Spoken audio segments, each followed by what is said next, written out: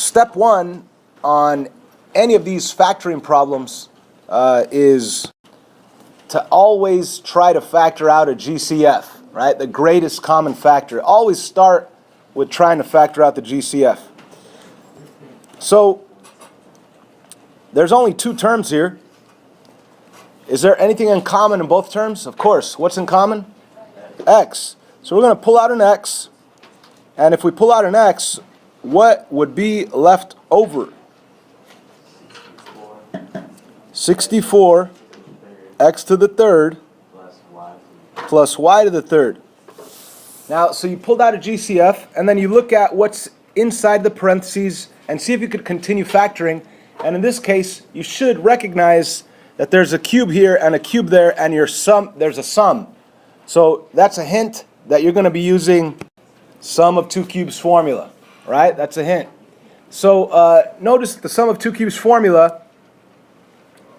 We know that it's a binomial times a trinomial, and the binomial is simply this exact binomial but without the cubes, right? So if it's a cubed plus b cubed, it's just going to be a plus b.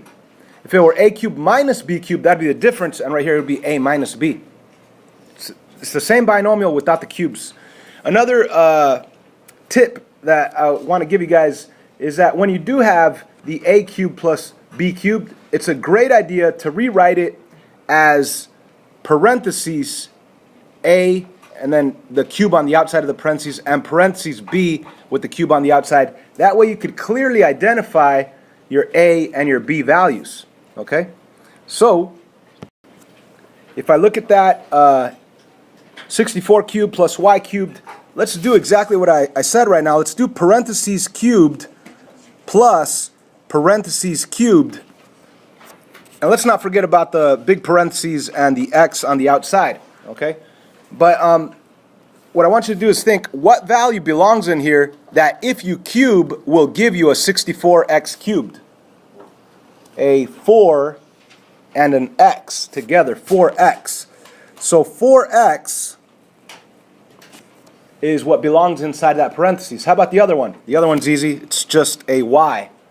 So why do I change this sum of two cubes to look like this? Only to be able to identify my a and b values, correct? Okay, so I know that my a value is 4x and my b value is y, and now I could use the formula, the binomial times the trinomial. And let's not forget about the x that continues to come down. The x that I factored out comes down, it comes down. Binomial, what's the binomial going to be? It's going to be the same binomial here without the cubes. What's that going to be right here? Anybody awake? 4x plus y. Thank you. 4x plus y. Okay. Now, the trinomial, this trinomial, it's a little bit more challenging. I highly recommend that you use parentheses. You have to use parentheses technically.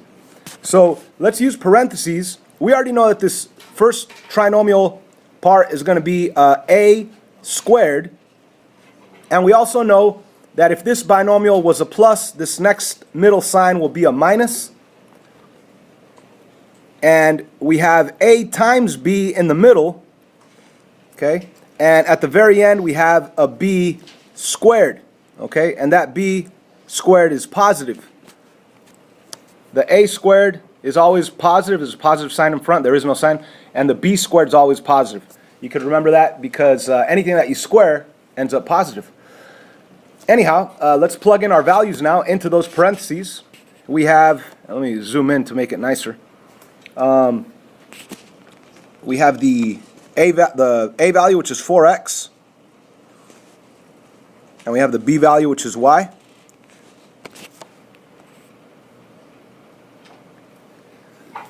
So once again, it's important to use parentheses because if you didn't use parentheses here, you would make the mistake of thinking that this was 4x squared, and it's not 4x squared.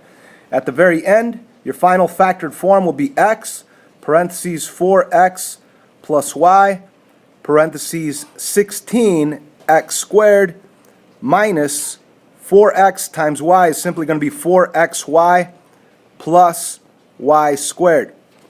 And that's your final factored form for number 21. Let's move on to another question.